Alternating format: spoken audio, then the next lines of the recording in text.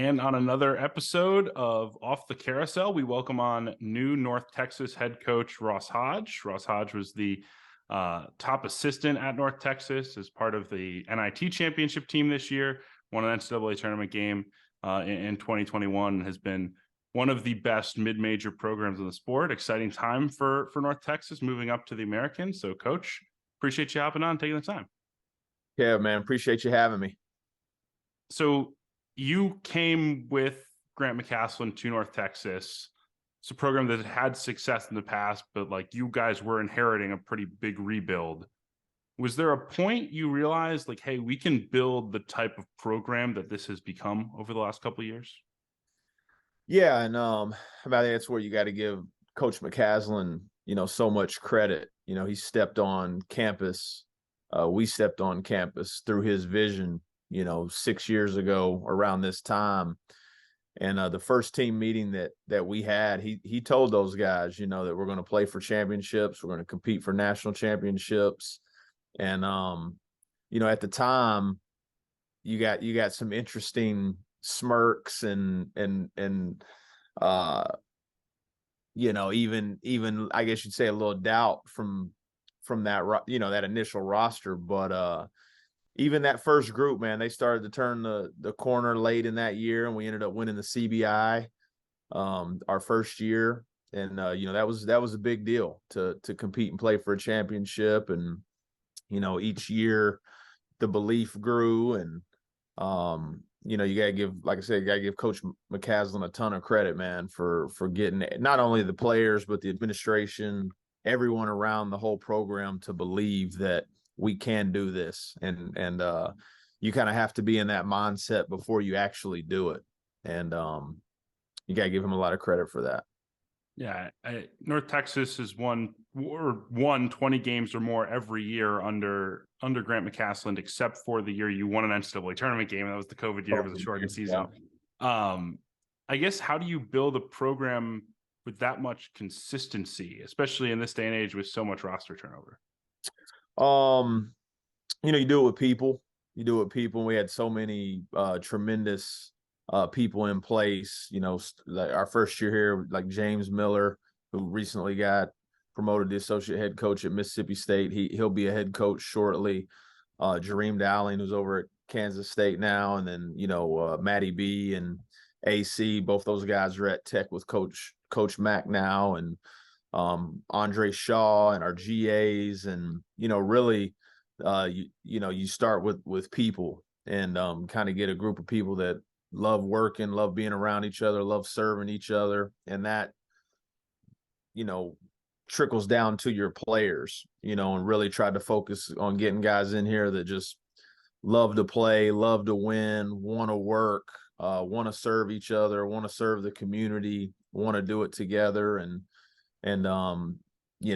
with all that said, then you get a couple special guards like Javion Hamlet and Tyler Perry, and that certainly helps your cause too. But so many players through that time period: Zach Simmons, Roosevelt Smart, Thomas Bell, James Reese, Dangu. I mean, too many to even.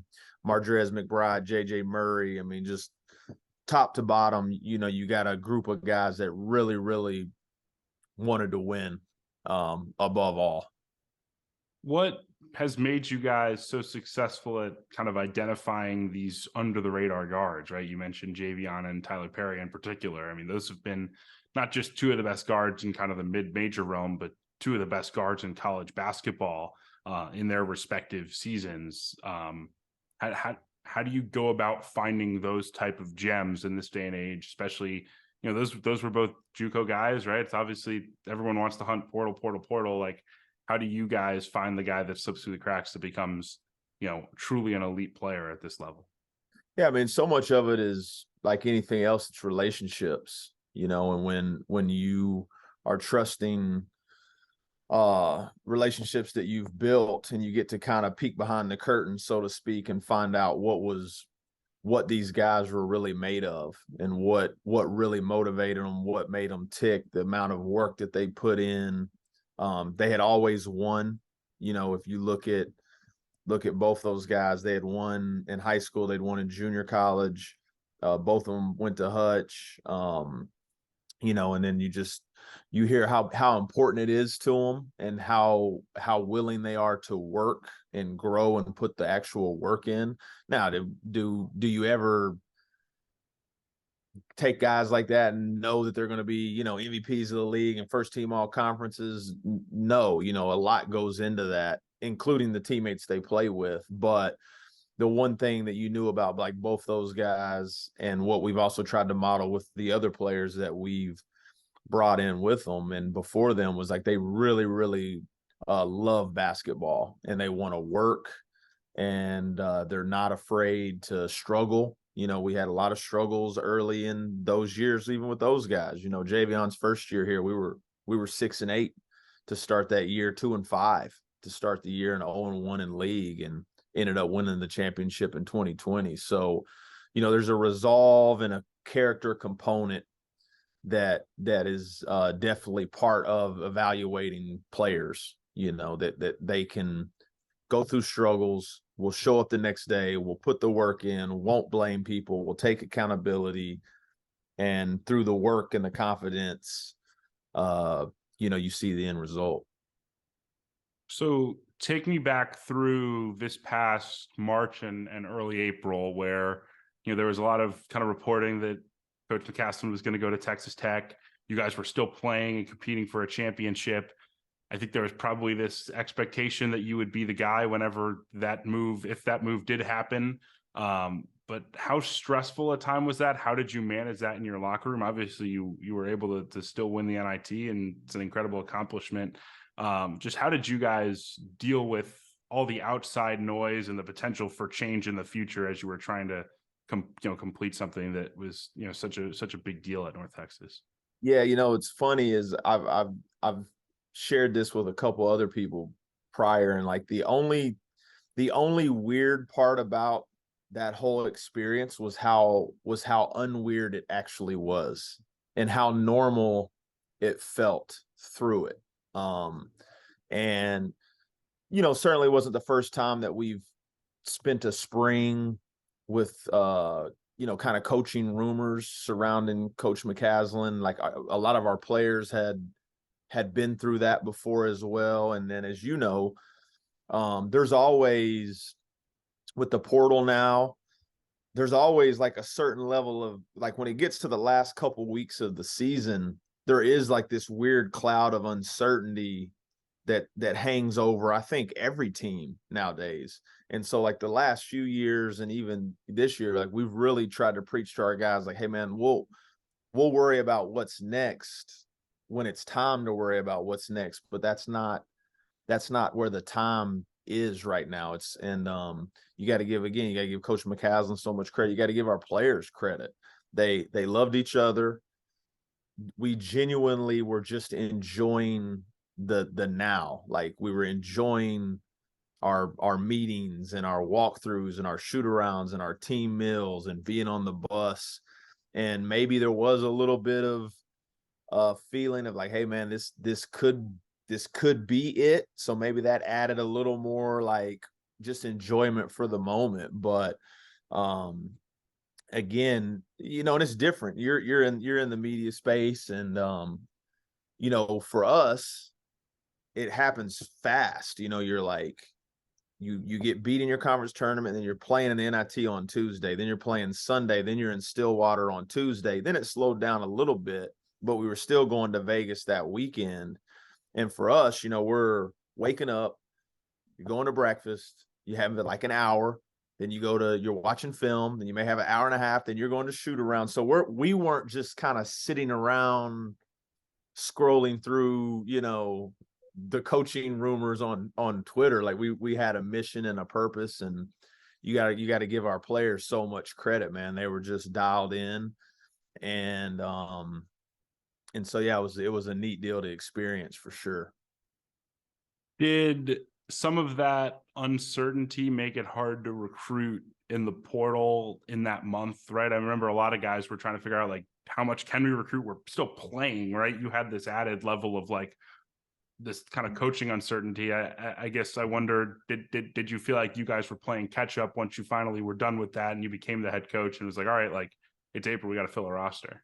Yeah, I mean a little bit, but it's certainly a good problem Yeah. to have, you know, and it certainly did have to kind of explain the process to, like, you know, some parents or you know, people that we were recruiting, like, man, you know, you guys kind of jumped in late. And it's like, well, our season just ended like a week ago, and some people's seasons ended a month ago.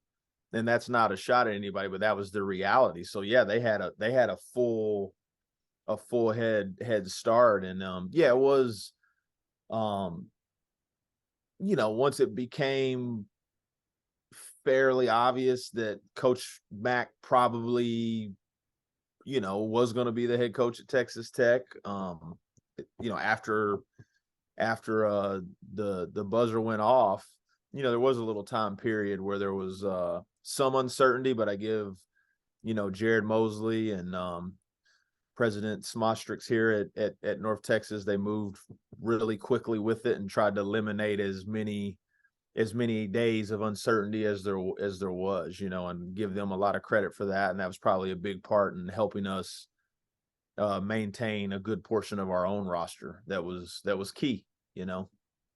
Um, Obviously, this is your first Division I head coaching opportunity, but you were a JUCO head coach for 6 years, and your win-loss record, which I think is probably as good as anyone in the active coaching world, of 146-24. That'll work. What did you learn though from that experience and being a head coach, running your own program, and how has that helped you with the early transition here? You know, I was got the opportunity to be the head coach at Paris Junior College when I was 25, and got some really good advice from people that I respected at that time, that just to kind of be yourself, you know. And obviously I was a young coach at that time. Like, hey, don't try to feel like you got to start acting like you're a 40-year-old coach, or you can't be. You know, I had the blessing and privilege to play for and work for a lot of really good coaches. You know, my high school coach, Coach Bishop in Dallas, you know, won a national championship at Dallas Lincoln, and then Sam Walker at Texas A&M Commerce is the winningest coach in the history of that school. Coach Foy won a national championship at Paris Junior College, but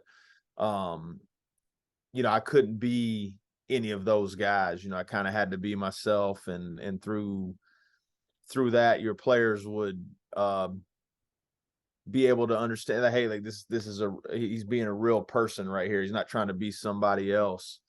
And you know, so that was a really good piece of advice that I've tried to carry out throughout my coaching career. And you know, dealing with the expectations, like I said, I mean, even though it was junior college, you know, smaller scale, you could say it wasn't a smaller scale to me. You know, certainly not anybody. It's not a smaller scale to anybody that's coached at that level or been at that level. And I mean, the Texas Eastern Athletic Conference and the WAC-JAC, I mean, there's Hall of Famers. I mean, I was coaching against Mark Adams, you know, in the WAC-JAC, and Steve Green and Scott Jernander, and I mean, just Hall of Fame JUCO coaches. You know, and really, in a weird way, it's probably helped shape the climate of college basketball nowadays with the portal and the roster turnover. Well, that's something that's very comfortable for junior college coaches. They're used to maybe putting together a roster of 9-10 new players every year. So I think that's served us well in our time here, and hopefully it certainly helps serve me moving forward with that same type of mindset, being comfortable in taking a group of players that maybe are coming together for the first time and really trying to accelerate them through the process of coming together, being connected, playing for a bigger purpose, and helping them, you know, like it's like running a marathon and a sprinter's pace, you know? So definitely think those lessons can help now more than ever. You were known as kind of the defensive mastermind for North Texas under Coach McCaslin. You've been top 50 in defense each of the past 3 years on KenPom. Can you kind of take us through some of the principles that have allowed you to be so successful on that end of the floor in particular? Yeah, I think, you know, 4 years ago now, the year that Texas Tech lost to Virginia in the national championship, We probably watched that game 500 times that summer as a staff. And we had been really good. We won 20 games at Arkansas State. We won 20 games our first year here, won the CBI. The next year, we had the best start in school's history, but we got hurt at the end of the year. And we were kind of trying to evaluate in that summer, how can we go from being good to great? And, Coach McCaslin had coached against Mark Adams for 5 years when he was at Midland. I coached against him for 2. So we know what it felt like playing against his defensive style. And so we were watching it play out in real time right down the street at Lubbock. And so, again, you got to give credit to Coach Mack. Coach Mack was like, hey, like, go down there. And Coach Adams and Coach Beard were incredible. Like, they allowed me to go down there and go down there and spend some time and learn it and study. And so that year is when we kind of made the wholesale change to shift away from, we were kind of like a bend but don't break defense, but wanted to have a little more dictate where we wanted the ball and just be a little harder to play against. And that was when we've kind of made that change and made some changes to our offense philosophy as well. Because I tell everybody all the time, this isn't football. You don't play defense and then run off the field and get some water, and then the offense runs on the field. Like, they play offense and defense. So it is all tied in together. And we took a holistic approach. And, again, obviously, maybe the implementation of it and maybe some of the bigger decisions fell on my lap. But like again, Coach Brower, who's on Coach Mack's staff, is an incredible coach, and even Coach McCaslin and AC Jareem before him, and Andre Shaw and Louis. I mean, everybody had their hand in trying to figure out how to stop people. With that, I think has come a lot of questions about the pace you guys play. You guys were one of the slowest, if not the slowest team in the country, or at least you were under Coach McCaslin. Is that something you anticipate kind of continuing because of that kind of complementary basketball with the defense, or do you think you'll pick up the pace a little bit as head coach? We'll probably have to pick up the pace a little bit, mainly because our best returning players are faster and want to play with a little more pace and tempo and to their strengths. And when like Javion and Tyler Perry and Zach Simmons and Abu, those were your better players, your best players, some of the best players in the conference. So you wanted to play to their strengths. And they were obviously 2 of the best point guards in the entire country, but neither one of them were like freak athletes, And so they dictated, they were very comfortable with the ball in their hands, and they played at a comfortable pace.